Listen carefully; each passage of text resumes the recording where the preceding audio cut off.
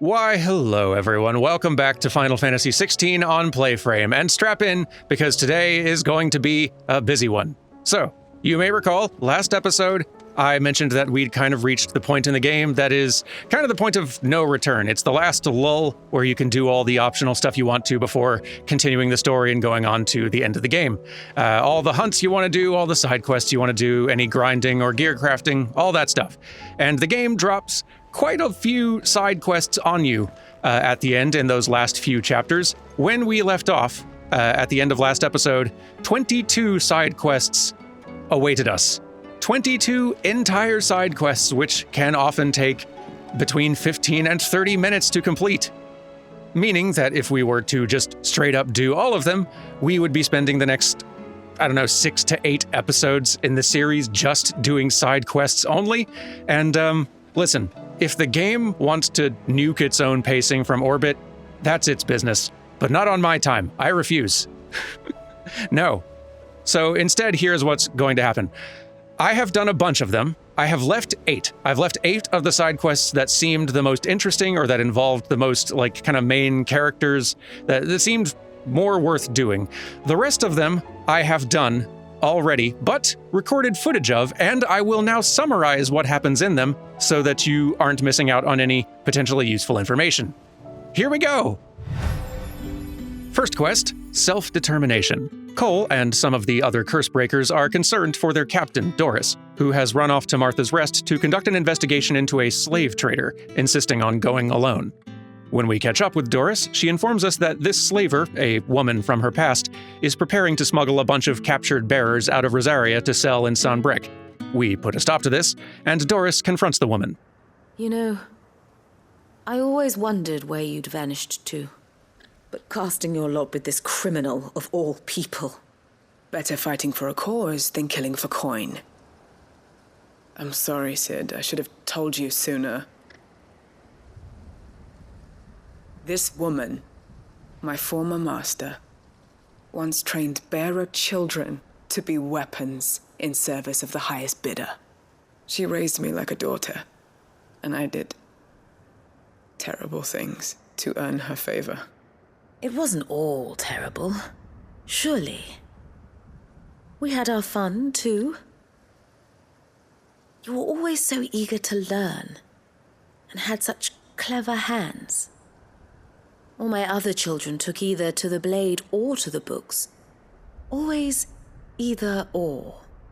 But you proved yourself a master of both. That's why I kept you for my own.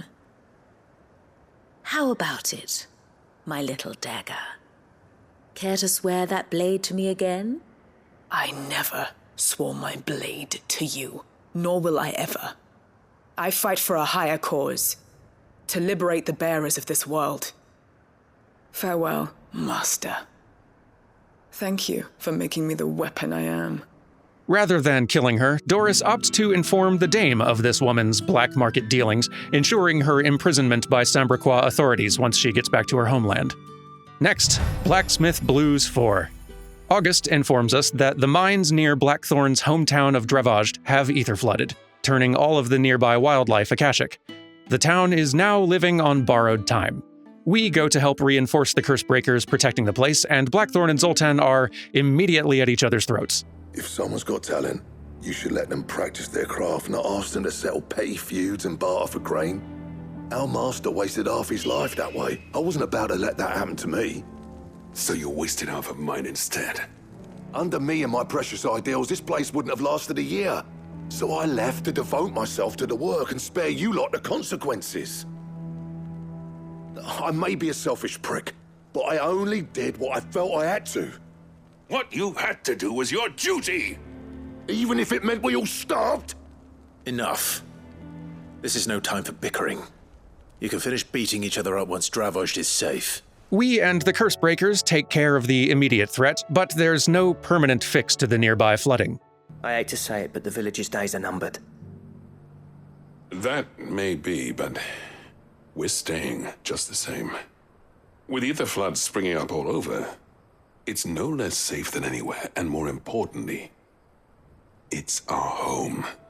Blackthorn and Zoltan make nice afterwards, and Blackthorn's even invited to return home if he wants, but he's not going to abandon his duties at the hideaway. People are counting on him.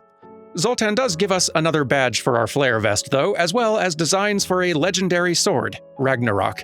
He even comes by the hideaway to help Blackthorn forge the sword for us. Well, bugger me. We actually did it. The sword to end all swords. Ragnarok. It's quite something. I trust you'll take good care of it. Thank you. Both of you. Next quest, under new management. Back in Sombrec, we learned that the Duke of Oriflamme, the former High Cardinal of the Emperor's Council of Elders, back when that still existed, is trying to rebuild the Sombrequois Empire anew. And step one of that plan is turning the relatively intact Northreach into a fortress city. To do this, he's confiscating the possessions of its residents to help keep the army funded. The Dame is out of ideas for how to push back on this and asks us to try using whatever influence we can to help. Why here, Your Eminence? The town has been fortunate enough to escape largely unscathed from the recent troubles. Her defenses are sound, and her garrison well prepared. Which is more than can be said for Oriflamme or Twinside.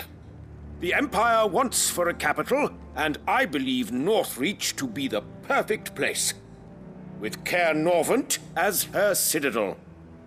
Once we have seen to the refortification of both the town and the castle, we need only build a wall around both to create a city that would be the envy of the twins. We don't have much luck with the Duke, but we do manage to sway Philippe, a captain of the garrison who we've run into before. Thank you for trying. But the battle is lost. I don't know about that. What happened to your uniform? I handed it in, along with my resignation. Told the lads I wished them well, but that I owe it to those I love to call it a day. But why? Because I realize what really matters to me. Not following some nobleman's orders for the sake of it, but protecting what I care about. The Dame says she'll keep working on the Duke for now, though she may need our help again with this later. Next, rekindling the flame too. Okay, so the bearers in Rosaria are getting all settled into Eastpool, and Martha and Wade are trying to teach them how to be self-sufficient, growing their own crops and whatnot, because they just don't know how, I guess, never learned. They know little of freedom, of providing for themselves and their loved ones. Unless we teach them how to live like free men, I fear that all we have achieved in bringing them here is to exchange one master for another. Not that myself and the Guardians have been the best example to them so far, subsisting almost entirely on Martha's charity as we do. It's about time we all started to provide for ourselves, bearers and Guardians alike. But then an Akashic horde shows up, and Wade's Guardians are pretty outnumbered. If they're going to make it through this, they're going to need the bearers to help out in the fight.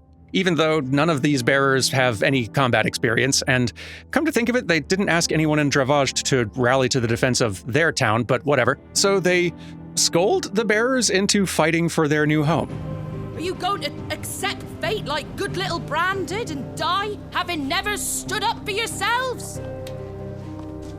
Or will you fight like free men and women?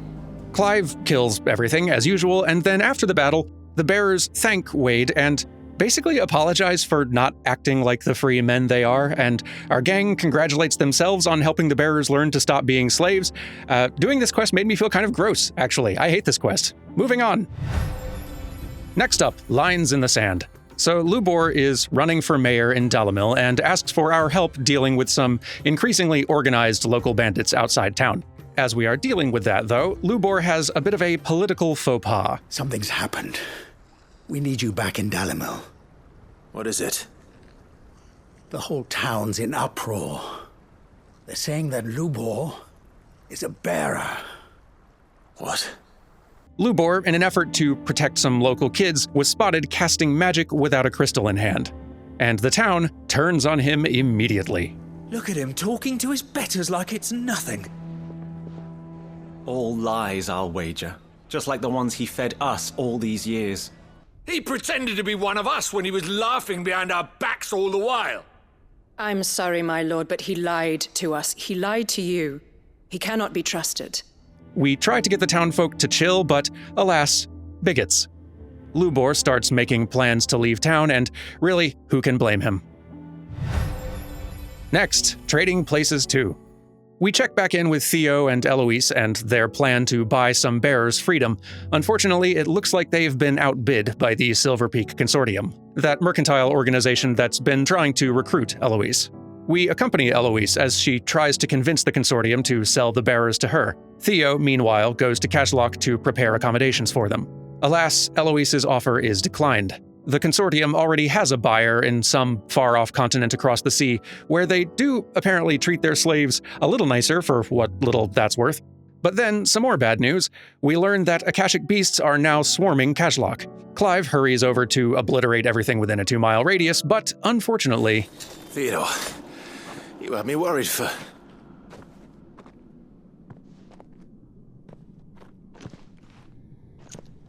We have to get you out of here.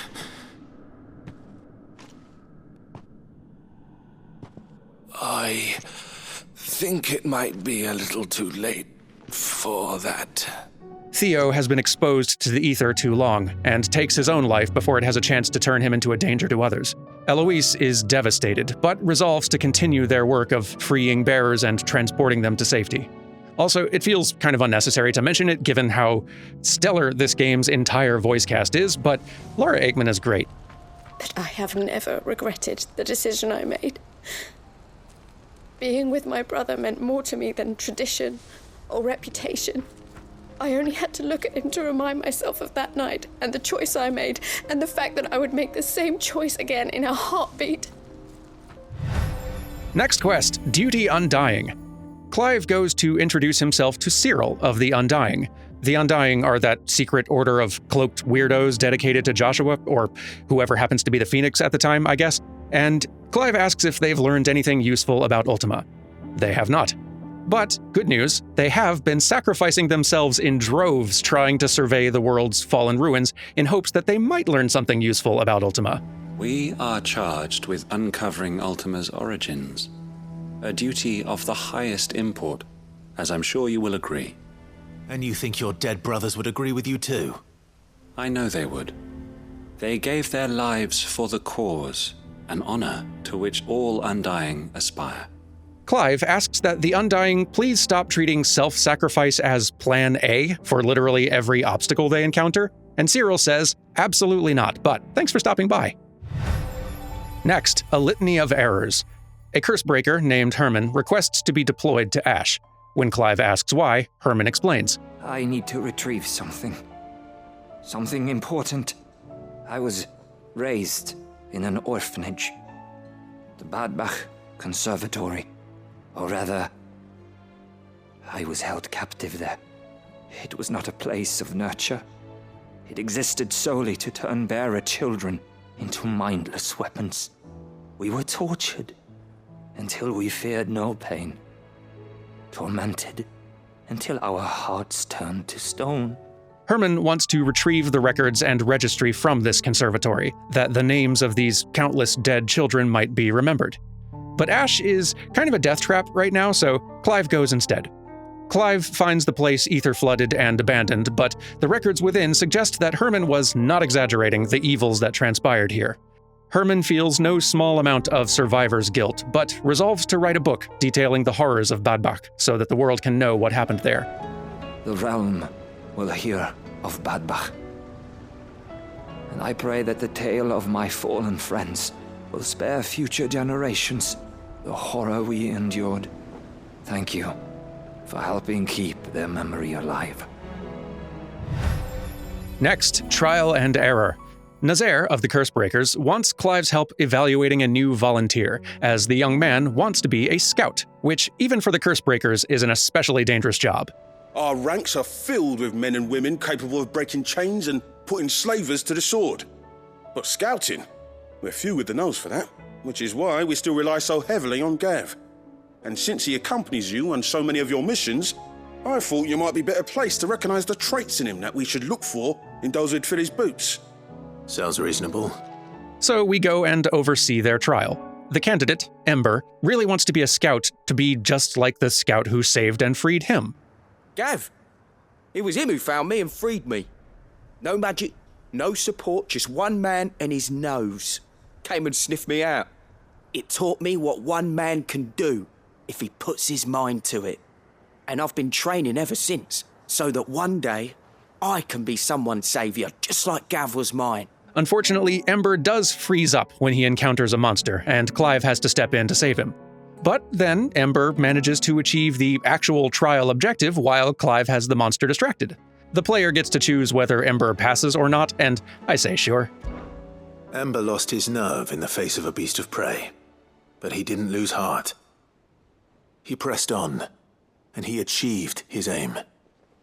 And is that not what we ask of our scouts? Ember still has much to learn, it's true. And this time he was found wanting, but I'd say he's due a second chance nonetheless. Even so, Nazaire promises to personally oversee Ember's training from here. Next quest, Nobody's Tool. Doris has an update for us. Her old master, who is now imprisoned in Saint-Brec, thanks Isabel, has sent her a letter revealing the location of a bearer prison in Waloed. Finding bearers always was her strong point. And it seems the cells of Balmung Dark are full of them. Foreign captives, the masterless, bearers no one would miss. When ether started lapping at the walls, the jailers fled. Leaving the bearers to be liberated by whoever happened to come along next. What's more, according to the registry, there's somebody in this prison who Doris knows. There was a name in the prison register. A name from my past. Chadwick. Another of my former master's protégés. A gifted soldier, and the closest thing I had to family. He must be very important to you. He was. Is. Then we find him. So Clive and Doris go on a rescue mission together. As they search for survivors, they learn that this facility's purpose was basically feeding bearers to a beast intended for battlefield deployment. The facility is now abandoned, save for one young surviving bearer and the beast itself, which we take care of. Chadwick seemingly sacrificed himself to protect this girl, and Doris resolves to look after her from now on. Back home in the hideaway, Doris shares a bit more of her history with Chadwick. You already met my former master. She trained Chadwick and I to do two things: kill and obey. We were supposed to be sold to the highest bidder when the time came. But no bid was ever high enough to convince her to part with us. For years we were her daggers in the shadows, but we could never quite shake our doubts about the things she made us do. And then, one day, we just couldn't do them anymore. So we escaped. Bearers can cast off their shackles. And the curse breakers will show them how. I'll fight until my dying breath to see it done. For Chadwick, and for all of us. Next quest, Lines in the Sand 2. Meanwhile, back in Dalamil, Lubor is nearly ready to leave town when a nearby ether flood sends a wave of Akashic bandits in the town's direction. Lubor tries to tell the townsfolk to evacuate, but, alas, bigots. You need to begin preparing for a full-scale evacuation right away. You may believe his lies, my lord, but we know better. If he had not been unmasked, he may well have been elected our leader. A great honor for one of his kind. Lord Underhill, forgive me, but it has become all too evident where your sympathies lie. Lubor cannot be trusted, and neither, therefore, can you. The town is basically starting to stone Lubor in the street when the children Lubor saved run to his rescue and give the adults a scolding. Who spends all day every day making sure things run smoothly round here? And none of you ever say thank you. Ever. But did Lubor ever complain? Well, does he ever stop smiling? And suddenly, he wasn't racist anymore. So tell us, how do you propose we deal with these Akashic of yours? We won't run, but we will fight. So we run out and obliterate all the Akashic that matter and save Dalamil's dumbest from themselves. And now the people all love Lubor and want to make him mayor again. Huzzah. Moving on. Under new management 2. Meanwhile, in Northreach, this Duke of Oriflamme is continuing his new Sanbreque plans. All resources are going to building and defending the new garrison, and the people are basically stuck fending for themselves. But the common folk are not the only ones unhappy with the Duke's actions. His daughter, Sabine, hates him with a passion and is trying to rally support to drive him out of town by force. He's always been like this. Scornful of the opinions of anyone he judged beneath him. But he cannot be allowed to ride roughshod over the common folk any longer. We must fight him. Respectfully, my lady. Our only chance of saving this town depends upon every one of us uniting against our common enemy. Your father and his followers included. While I understand your frustrations, I cling to the hope that he may yet be won round. False hope, I assure you. As we try to help Philippe's overstretched town watch deal with the Akashic outside, Sabine rallies the people and escalates things. The people of Northreach have given enough, and only a fool would ask for more. Listen to me, Sabine. Where would our people be without their country, The Empire is their sword and their shield. It is she that ensures they can live without fear. We can rebuild Sanbreque, just as Great Grieger wills it. Perhaps we could, Father. But we don't want to. Not if it is built on the broken backs of the people. Please, let us not quarrel in the street. Just as things are starting to get really heated, a bunch of Akashic roll in to interrupt, and the Dame rallies both the commoners and the soldiers to the town's defense, handily demonstrating who is actually in charge around here. We save the town, and the Duke decides to step down and leave things in Isabel's hands. I had thought that the only way to unite the people was under the banner of Empire. But you brought them together. Not by force, nor by the exercise of goddess-given authority, but by simply being one of them. By knowing what they feel, because you feel it yourself. We all want safety, security, prosperity. Not just for Northreach, but for the entire realm. And we may yet achieve it. If only we work together. Will you join us in this? Yes. We shall. I think our work here is done. Clive away! Next quest, Duty Undying 2. The Undying have been looking into a death cult over in Ash on suspicion that it may lead to useful information on Ultima. They have sent the third chair, one of their best, to this death trap of a continent to investigate, much to Clive's irritation. Clive heads to Mickelberg, finds the cult, and finds the third chair staying in town. It turns out that the sheer selfless devotion these cultists hold has really moved him. They devote themselves to the veneration of their lord with a fervor I have never seen before.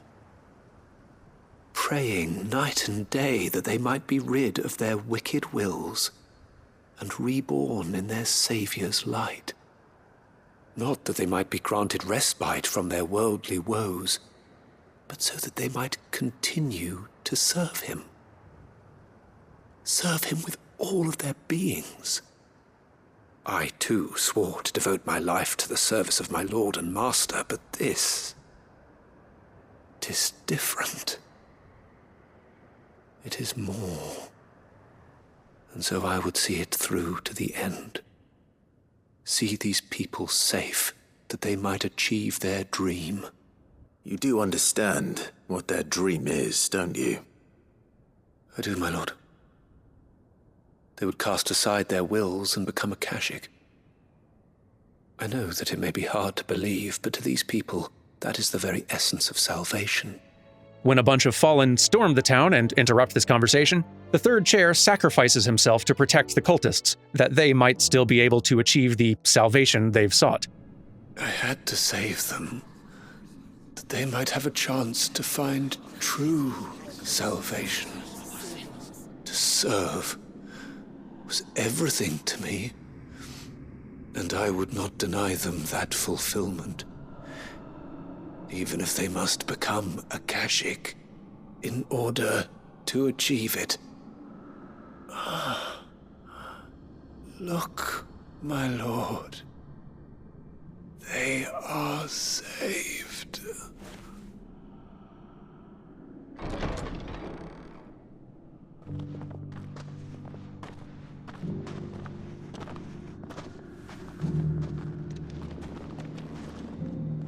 Clive is very unsettled by what he's witnessed, but Cyril points out that both the cultists and the Third Chair chose these deaths for themselves. The very choice which Sid and the Hideaway have been ostensibly fighting to grant to everyone. Clive begrudgingly agrees that, yeah, it's a pretty good point, actually. Touché. And finally, Three's company. As Byron sees it, nobles like himself have a responsibility to help restore stability to the realm at large. As you've seen firsthand, it's every man and woman for themselves out there. Certain cities have banded together to try and maintain some semblance of order, yes, but such cases are few and far between. And yet, the only remedy for the chaos that faces us is unity. A unity that transcends even the borders laid down by our ancestors. In short, if Storm does not stand together, she will fall apart. Step 1 to this plan is getting the various nations' rogue militaries back under control, and the only man with the sway to pull that off is retired Dhalmekian Field Marshal Eugen Havel. It's pronounced Eugen, by the way. Didn't know that before. Havel is not thrilled to be working with an outlaw, but he is far more livid seeing the rampant corruption in his nation's military, so he agrees to help. But he does warn that his influence over army generals is not really going to solve anything if the political leaders those generals answer to aren't being cooperative, and winning them over is going to require a pretty skilled arbitrator. Clive thinks on this and decides that there are few diplomats more suited to this job than Quentin. Quentin eventually agrees to take this role and joins Havel and Byron in Port Isolde to begin discussing plans. After much petty squabbling, the three manage to formulate an accord. What we seek here is not to create a new nation, nor to claim the thrones of those that already exist. We wish simply to bring stability to the realm that mankind might weather the current storm. And to do that, we must convince those in power, the generals, the statesmen, the nobles, that our cause is just. There will be disagreements, yes, and I imagine some resistance, much resistance. But we cannot let that deter us.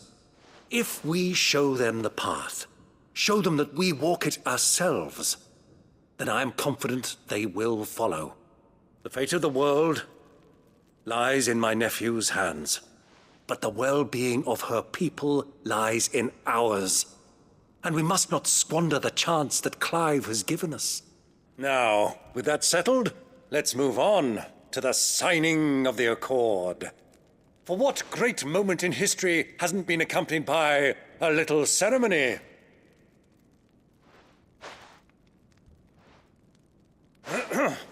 Citizens of Valisthea, I present to you the Triunity. Rutherford, Mikewill. It is a solid first step toward the nations of the world rallying to withstand the apocalypse. Well, my boy, the stage is set. That it is. This is the role you were born for. Now I ask only that you trust in the talents of your supporting cast. We shall play our parts to the best of our abilities, that you might have the opportunity to shine. The realm needs its Sir Crandall. And there is no better Crandall than you, Clive. And there you go. That is the 14 quests that I did since last episode. I have just saved us like 5 or 6 hours. You're welcome. It easily would have taken us at least 6 episodes to do all those, so I've also saved us like a week and a half, and that's nice. If you do, though, want to actually like watch those quests in full, like you want to hear all of the dialogue that happens in them, I did record all the footage of all that, and I have uploaded basically all of those quests in the order I just read them, back to back, as an unlisted video, which I'm going to link up in the corner right now. I wasn't recording my voice commentary while doing these, so there's none of that in there, but I did trim down the footage of this to cut out like the fighting and all the travel, so it's just like 3.5 hours. If you want to sit through all that, you're more than welcome to it. That's up there for you. For the rest of us, though, let's move on and start doing these 8 remaining quests, which I expect will be a little more interesting just because they involve How may I help you today, Clive? more central main characters, relatively. Come to claim your just desserts? Yes, I have. We are the shadows that quicken in the firebird's wake, and from the shadows do serve our lord and those who would be his wings. Thanks for the ring. You earned this. And also, if the drunken galley captain I shared a table with last night's to be believed, word of your exploits has made its way across the seas to the great continent. What's more, she claims there are those who would see you flourish, herself being one such woman. Genji gloves, huh? What do those do? Here you are. They're all Come again. yellow. I may have more for you. I want to see. Increases damage dealt to enemies by 5%. Not bad. I'm going to keep this Wages of Warcraft one on to increase the ability points I'm getting for the time being, but I may switch to that by the end.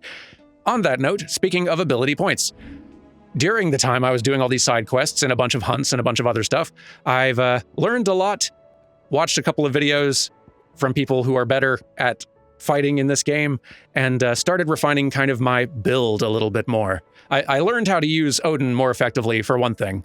And yeah, like this is getting pretty close to what I think would be my final build for finishing the game here. Let's just walk through it now, why not? I like having Shiva for that evasion, really. It's just a really good dodge. It covers a lot of ground, so even when it's just sort of like a big AoE circle you need to get out of, Shiva's like cold snap dodge is more likely to get you out of range of the problem, but also being able to freeze all the enemies is pretty great. Garuda I like having for being able to help with but really it's just the Deadly Embrace, helping to build up stagger. And Odin I really like because, like, if you're going to use Odin skills at all, you have to have Odin as one of the things here, because without it, you can't do Zantetsuken, you can't use the alternate mode of the sword. Like, there's no point to using Odin skills if you don't have Odin actually equipped. As for the rest, I've started using Lightning Rod, because that's a pretty cheap one that can help to kind of amplify some of your other combos that you're doing. Diamond Dust I like, both for the damage, but also because I've learned that basically, if you've got an enemy staggered and you use Diamond Dust once, it builds that damage combo up to full instantly. And I didn't know that. I had to learn that online, but that's good knowledge. I've still got Gouge in here, because that's also good for just building that stagger gauge up. I've also got Raging Fist, again, for stagger gauge build up. I could see switching that one out eventually, but it's been pretty good for that task. Once I like freeze an enemy, just run in and punch a bunch. Then I've got Gungnir and Dancing Steel for building up Zantetsuken for the big finish, for the big damage. I think the one thing that I want to try to change, if I can get enough AP for it, is Gungnir's pretty good for building up Zantetsuken, but I think I'd just like to have more damage output once I've got something staggered. I would love to have Gigaflare back.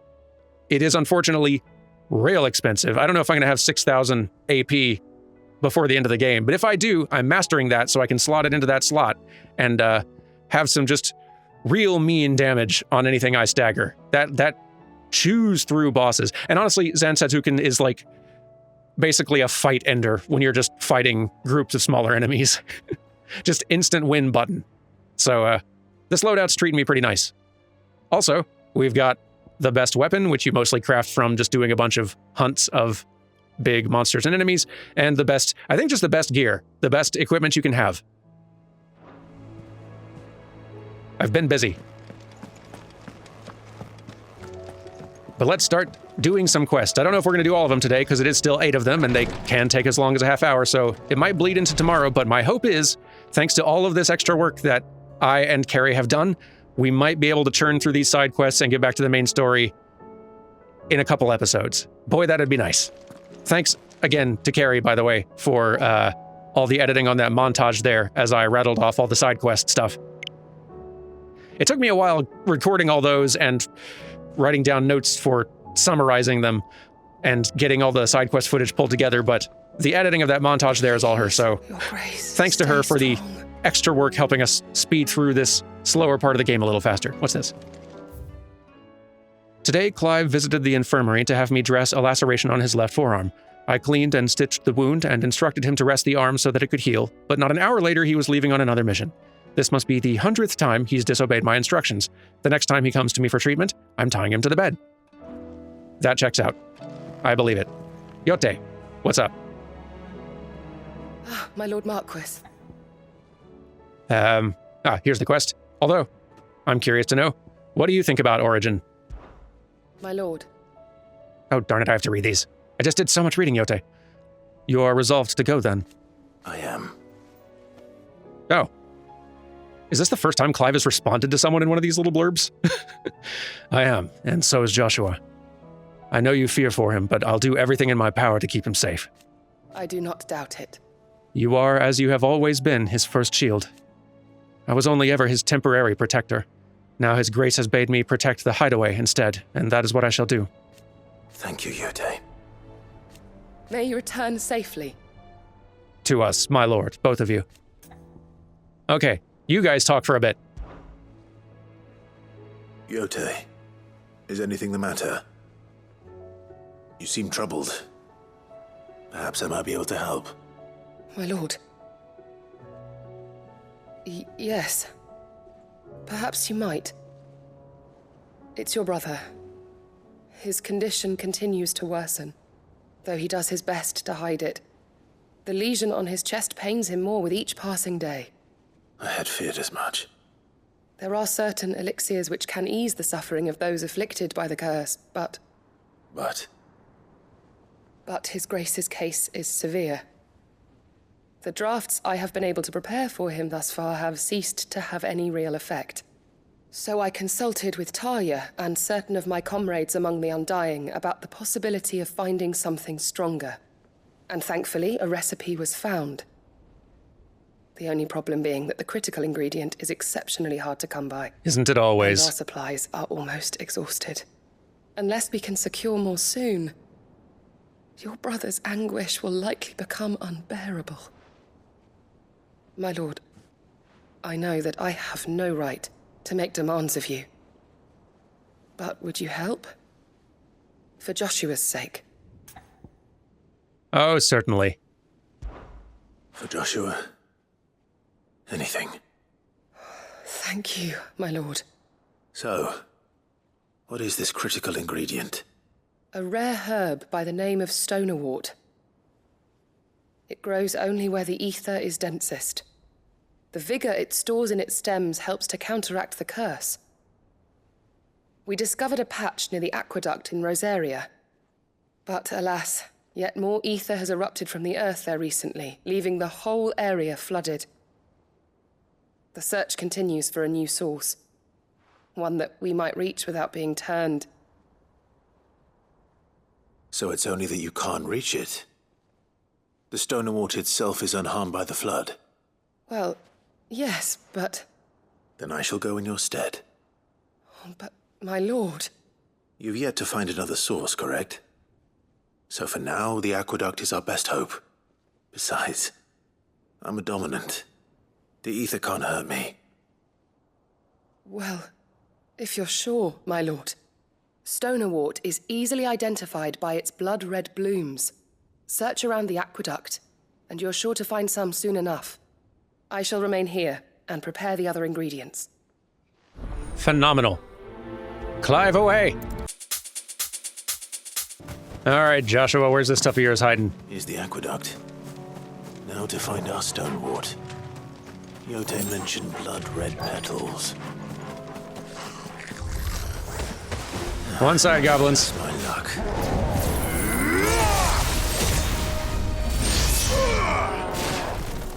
There we go. The sword really handles business quickly. Here it is. Better collect as much as I can before reinforcements arrive. There we go. All right. That should do it. Let's get these back to Yote. Back to Yote! There was no way we weren't doing the quest that involves Yote. Are you kidding me? Yote's cool. I did it. Yote, I brought back all the stonerwort I could find. Will this be enough? One of the few varieties of flora capable of resisting high concentrations of ether, this herb is often found in and around ether floods, where the fauna that would feast on its nutritious roots oft fall prey to their akashic cousins, if they don't turn themselves.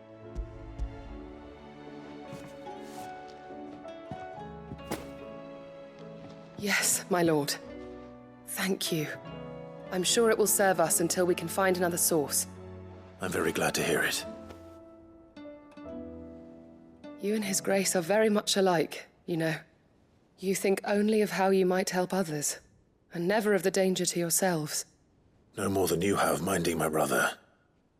You've risked a lot for him, and I thank you for it. I am honored that you should say so. But I beg you, my lord, do not give too much of yourself for the sake of others. We could not afford to lose you. I'll keep that in mind. You got nothing to worry about, Yote. I will never die.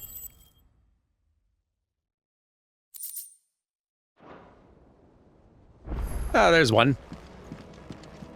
So, what's next?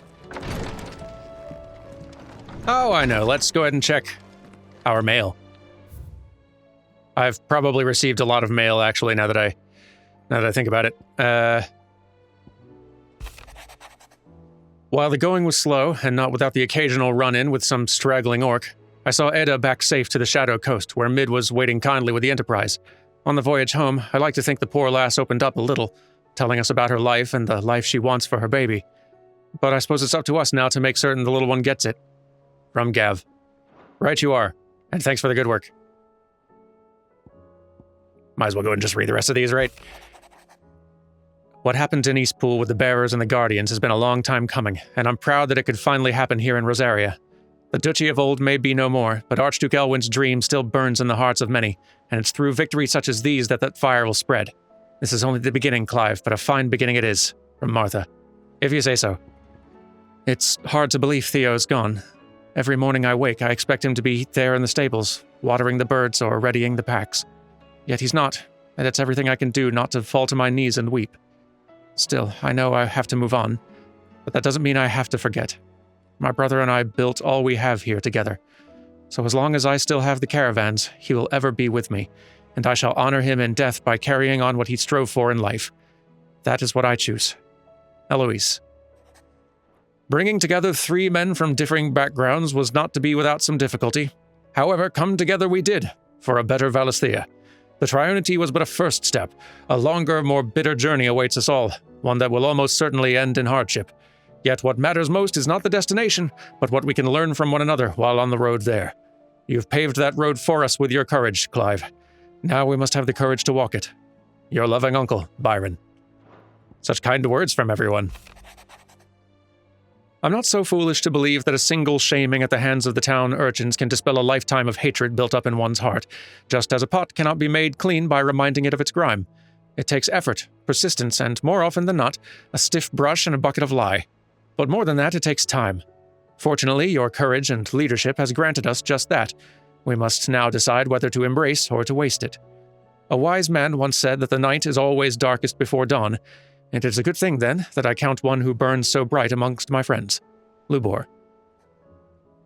Here, not long removed from when last you placed yourself between us and peril, I sit and pen yet another letter in which I try and find the words to somehow express the gratitude of an entire town.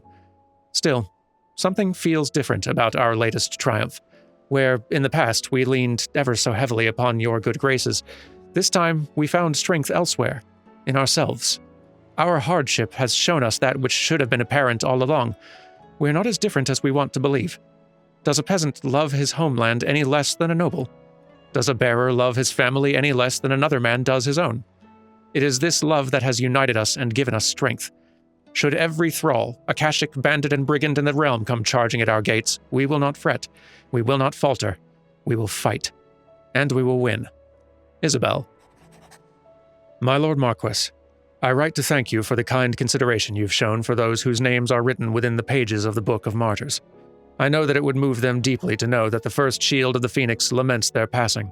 Though each and every member of our order stands ready to sacrifice their lives in service of the Phoenix, I do not doubt that those who are taken before their time go with regret for the long years of duty left undone. That they should live on in the memory of a proud son of House Rossfield such as yourself shall surely go some way to soothing their sorrows. May the Phoenix's flame burn ever in your heart. Cyril, bearer of the burning quill, which is a very good title, Cyril. Right, the quest, though, that I was here for. Almost forgot. In case you haven't noticed, your poor hound spends all his time of late on the rear deck whimpering like Gav in his cups. Something ain't right, and my gut tells me it's not to do with his supply of antelope bones. Karen. Well, we can't have the doggo being sad, can we? What is it this time, Torgal?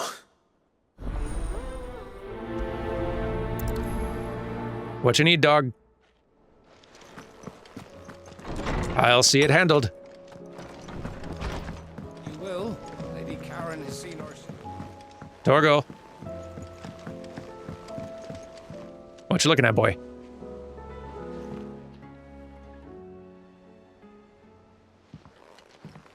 Pining for something, boy. What is it? What do you see out there?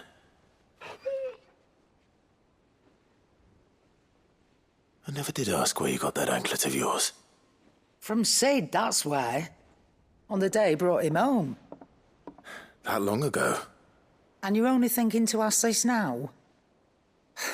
Sid saw that the pup had a habit of gnawing on his leg, since you ask. Clap that there iron on him to keep him from doing it. What was wrong, boy? I'll take like as not. Must have been hard on the poor whelp losing his loving masters at such a young age. Doubly hard in being a frost wolf, torn away from his icons and all. Sid would always tell him, you want that iron gone, you find what it is you're looking for. I reckon what he were looking for was you. I'm sorry, Torgal. Sorry for making you wait so long. Let's get that thing off you.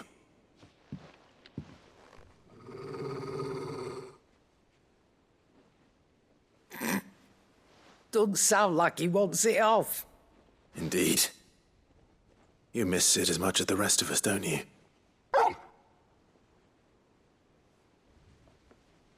You want me to go with you somewhere? Fine by me. It's about time I followed Torgal somewhere. Quick, aren't you? Glad you've been paying attention. Not nearly as much as you have, Lady Karen. Aye, good thing and all. It's not like Gav would have kept him in nuts and rubbed his belly these past 10 summers. Your kindness is appreciated. You've been a good friend to him. Only because he doesn't talk back like the rest of you. Go on now.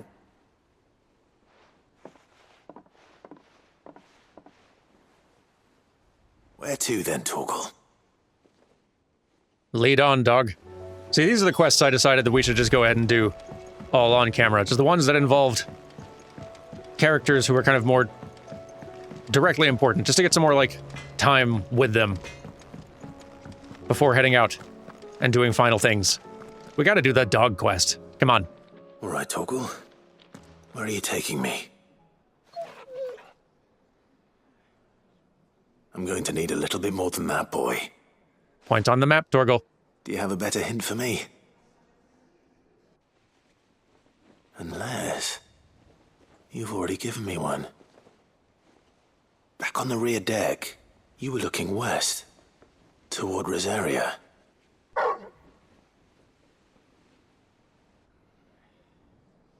Why don't we try the rookery?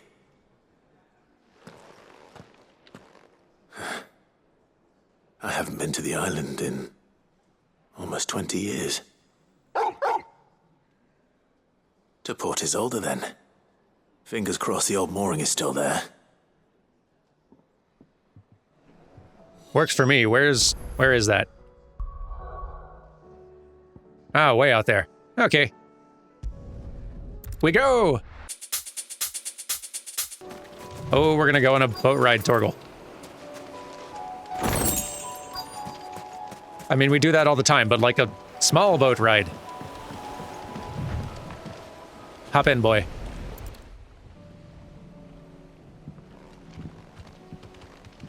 It's still here. After all these years. A lot smaller than I remember. And you're a lot bigger. You might have to swim, boy.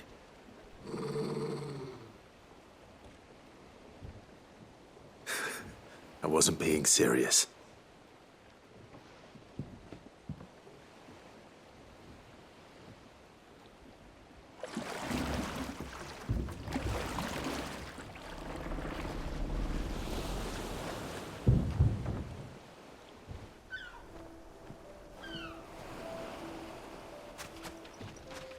This place hasn't changed at all. The rookery's right through those trees. Come on. Race you there? I bet I could still beat you. I don't think we've been here. Cool. Tree fort.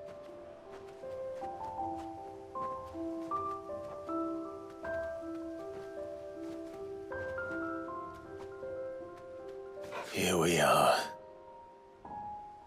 This was our hideaway. Wasn't it, Torgal?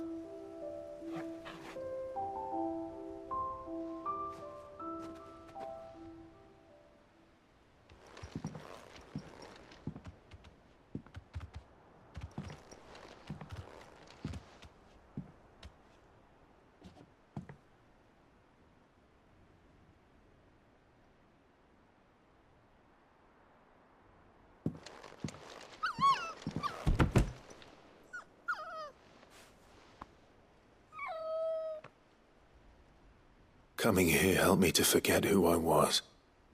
Or wasn't. Prince, shield. Son his mother could love. Had I been any one of those things? Perhaps.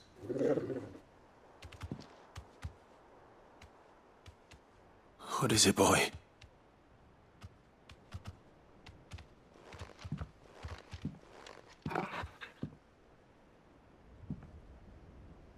This is all from the castle.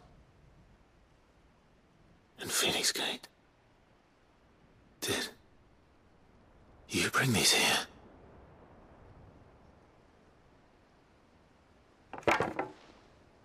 My sparring sword.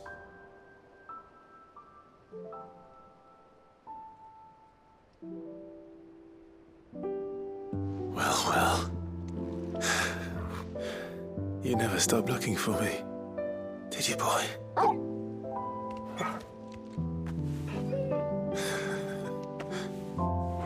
Thank you, Torgal. For never giving up. For never forgetting.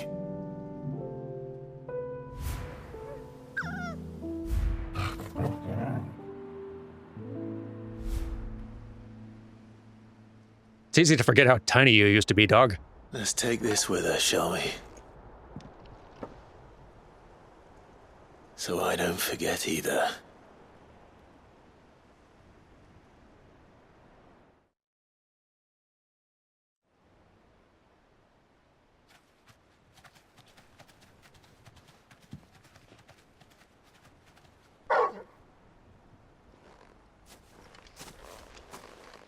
That's not the way back to the boat, Torgal. All right. I'm coming. Lead on, dog. Or I can, that's fine. Where we're going. How many more fun little surprises did you hide out here? You kept busy.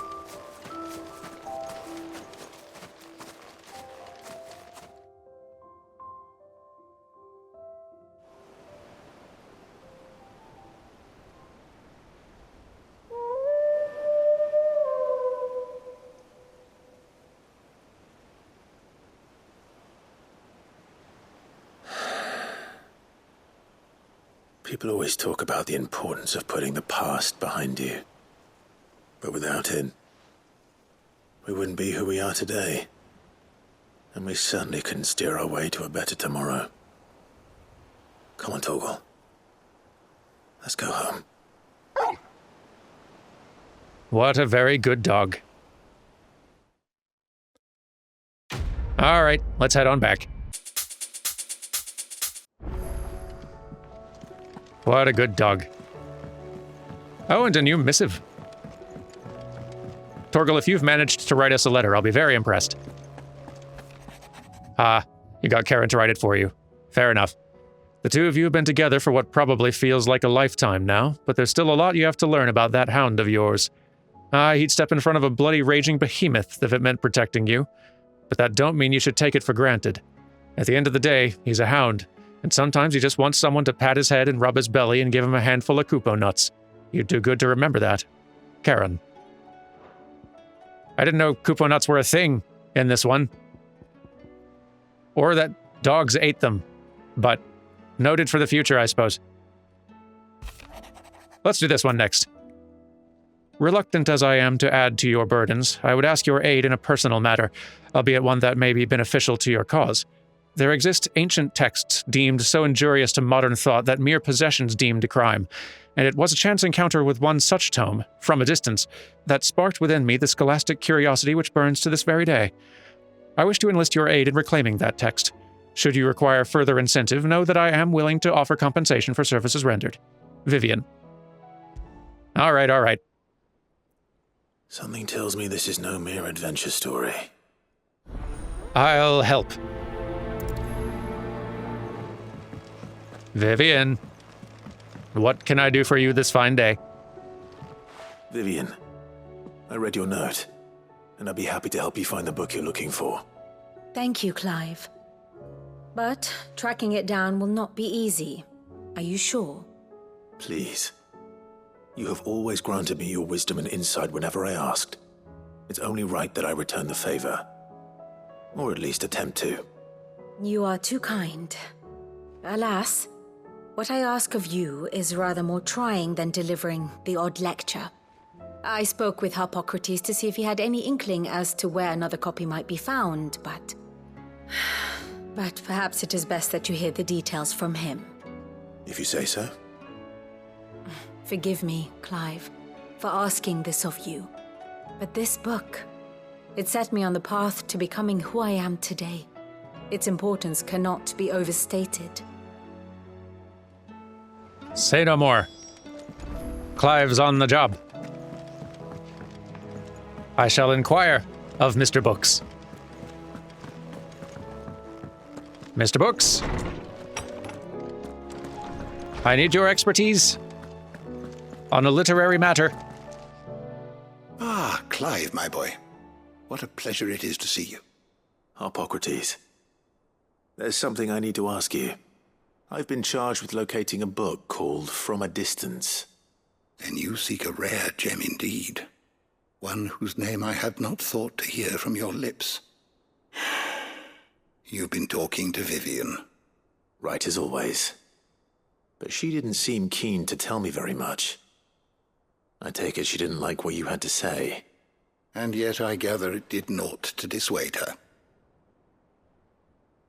Clive, if the young professor has tasked you with obtaining a copy, I fear she asks the impossible.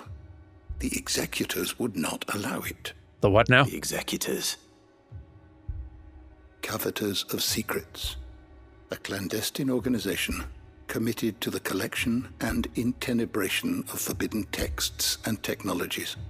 One such text being the tome Vivian seeks, chronicling as it does the true history of the enslavement of bearers, a tale which could overturn the established order were it ever to become widely known.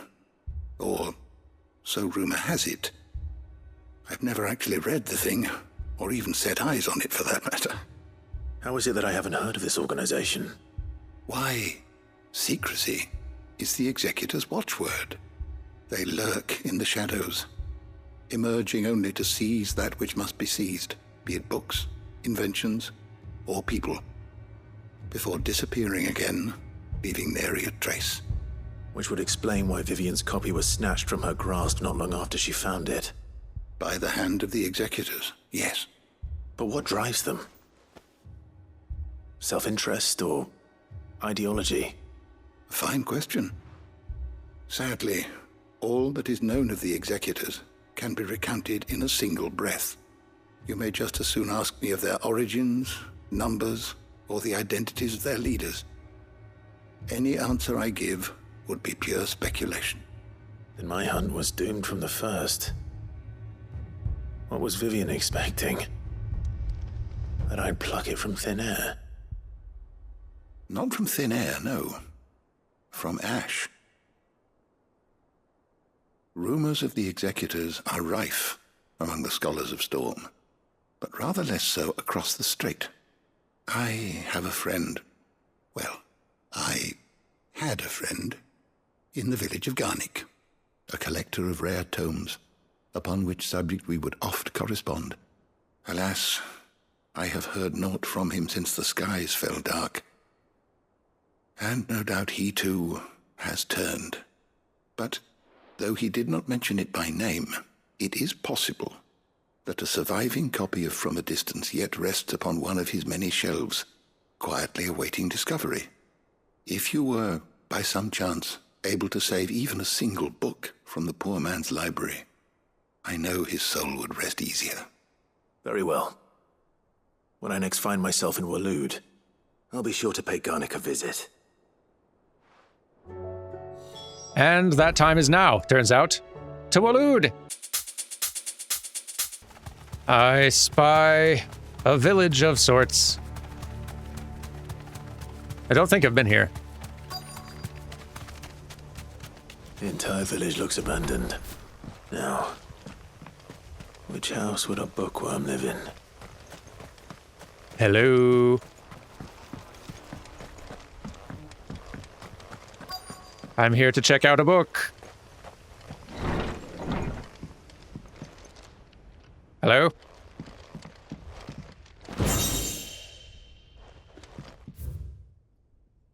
A Complete Botany of Banes. Aterphotida, or Tail of Wyvern. White of flower and black of root, the latter of which gives out an inky gall when cut or crushed. The tribesmen of Northern Storm prick their skin with oaken needles soaked in such, drawing curious patterns about their arms and legs in honor of their heathen gods. The gall is passing toxicate, that a single drop taken by mouth may result in cramps most painful for 5 days and 5 nights, or, if applied to a wound, certain death. Should a slip of the needle end a young warrior's life, it is said that his skin print failed to find favor among the heavens. Neat, but not. His interests were certainly varied. Yes, neat, but not immediately helpful. The folklorist's fabulary. The Moogle. No spirit or sprite appears more often in Valisthian folktales than the humble Moogle. Though they are occasionally painted as mischievous souls akin to pixies or imps, most stories depict them as clumsy yet congenial spirits who delight in helping mankind with their daily labors. They are said to have sweet tooths, leading to the common superstition that one must not leave cakes or other sweetmeats uncovered overnight, lest naught remain but crumbs come morning. In appearance, they're described as being covered head to toe in soft white fur, excepting the small dark wings by which they are somehow able to take flight, and the brightly colored pom-poms that protrude from the tops of their heads. And yet, there is one detail regarding the Moogle that most find even more remarkable than even the orb that tops its brow: the fact that the creatures actually exist. Preposterous, I hear you cry. Everyone knows that Moogles are the stuff of legend. I quite agree, but every legend has its basis in truth, and in the case of the Moogle, the fact may be not so dissimilar to the fiction. Ancient bestiaries list the white mole whose feet do not touch the ground among the beasts of the realm, and the illustration besides the name, why, it's none other than the Moogle. Of course, it is true that the creatures are not known to still survive in the Twins in the modern day. Perhaps their miniature wings carried them to other climes. Perhaps they were hunted to extinction. Or perhaps, just perhaps, they do still live among us, hidden away far from human view, giving us chores. Glad there's still one around, though. Or at least one visible. From a Distance. Chapter 16, The Fall of the Bearers. Found the book. The emergence of the first magic adepts was widely heralded as a gift from the gods. Indeed, the title with which those with the gift came to be commonly known is most likely a contraction of Bearer of the Heavenly Blessing, the wording used by the tribunes of the time. Those born with the blessing were lauded as living crystals and granted high office and plentiful reward for their status as chosen ones. Over the years, this reverence for their kind would become a full-fledged religion led by the bearers themselves, a development that would prove fateful. The diverse nations of the time were unanimous of their disapproval of the founding of the church. While the authorities had for years welcomed bearers into positions of power in their own structures of state, they were mistrusting of an organization led by bearers for bearers. Efforts were immediately made to chasten the church and its followers, banning members from holding office, evicting adherents from their homes, and breaking up meetings by force. The church responded by forming a volunteer army to resist this persecution, and yet it continued, creating a cycle of ever-increasing bloodshed and rancor, and a growing rift between those born with the blessing and those without. What began with beatings and street clashes would eventually spill over into an all-out war that consumed the greater part of the twins for nigh a generation and decimated the population of men and bearers both, the deluge of blood that stained the land crimson and left an even more lasting mark upon the minds of the Valisthean people. After the bearers' last resistance was crushed, the nations of Valisthea came together to sign the Continental Accord that initiated the system of slavery that persists across the realm to this day. Its well-known phrase, "bearers are other than human," has its roots in the bitter war of the years before, being the unblessed's only excuse for their calamitous refusal to allow the blessed to decide their own destinies. Huh. Well, this is it. But if what it says is true, I need to get this back to the hideaway. Any other interesting reading before I depart? Royal Intelligencer Training Report. In the wake of the tragic fire at Cair Norvent in 873 and the subsequent depletion of our most highly practiced intelligencers, all mainland strongholds were instructed to redouble training in clandestine maneuvers, improvised weaponry, and assassination techniques, and to dispatch promising volunteers to Stonehere for inspection. This report details progress made by the stronghold at Garnick in reinvigorating Waloed's ranks of esteemed intelligencers. I did put quite a dent in their numbers. Anyway.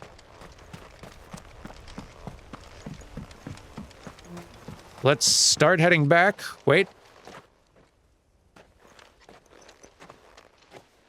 Leaving so soon, stranger? Yes? We've been watching you. From a distance, so to speak. Subtle. I know who you are.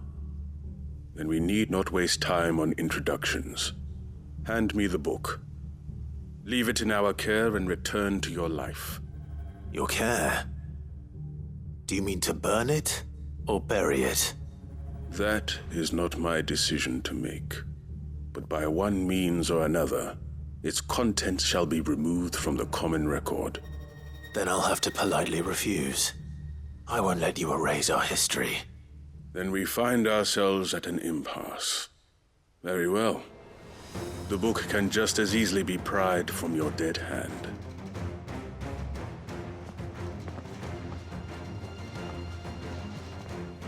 Someone's not been watching me too closely then. Let's see, shall we?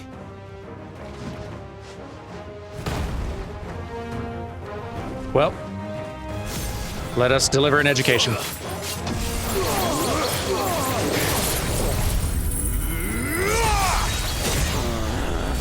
Enough! There we go. You were saying? Impressive. But we have other means. We shall claim the book yet. Why do you want it so badly anyway? It lays out in no uncertain terms the vanity and avarice of mankind. It tells the shameful history of the persecution and oppression of a gifted few by a giftless many. Would you say that this interpretation was correct? I don't know. You don't know. Your sword may be sharp, but your wits are dull. So let me answer for you. There is no correct interpretation of history. That a series of events took place may be proved beyond a doubt. But there can be no single, immutable explanation as to why they came to pass. It is a question of numbers and of belief. If enough people believe that a set of events occurred for a reason, that belief becomes the truth. So you're trying to control the truth? We are trying to protect people from themselves, from knowledge that would bring them naught but pain. That is all. You may keep the book. For now. The world is small. We shall meet again. Until then. Wait. Damn it. Let's get this back to Vivian. Perhaps she can explain what that was all about. All right, to Vivian then. Vivian, please explain things. I get so confused. Vivian. I found it.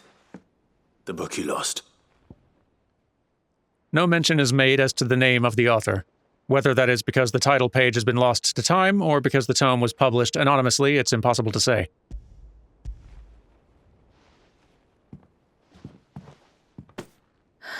You found it. Thank you, Clive. Even though I asked this of you, I was not entirely sure it would be possible. I feared the executors had seized every copy. I met with one of these executors, and I convinced him to let me keep it. He told me something. That the truth is just a matter of collective belief. And that if enough people believe a lie, that lie becomes the truth. It does. But it also means that the truth is not immutable, that it can be changed, provided that those who wish to change it can convince enough people that their perspective is the correct one. As the sad history of the bearers proves. You said that the book inspired you to become a scholar. It did. Or its author, rather. She was a heretic, you see. A firebrand and a dissenter. A gallows stood ready for her in every corner of the realm. And by shunning society, or perhaps being shunned by it, she stumbled upon a truth so potent that an entire realm trembled at the prospect of its utterance. I, too, have always felt somehow set apart from the world of men. A stranger to my own species. She taught me that my solitude was not a curse, but a gift. And that, though my journey to the truth might be a lonely one, what I found at my destination would be more than worth the cost. Do you still feel that way? That you're not one of us? Honestly, I'm not entirely sure anymore. Since coming to the hideaway, I find my thinking somewhat clouded. Perhaps the result of studying mankind from a rather closer perspective than I had intended. But the more I study, the more I find value in this perspective. In looking not from the outside, but from within.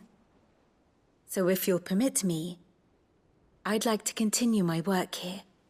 Remember, Clive, when enough people believe, belief begets truth.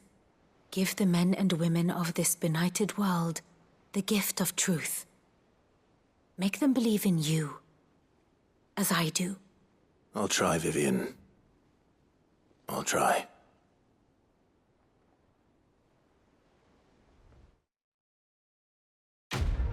Of course you're welcome to stay.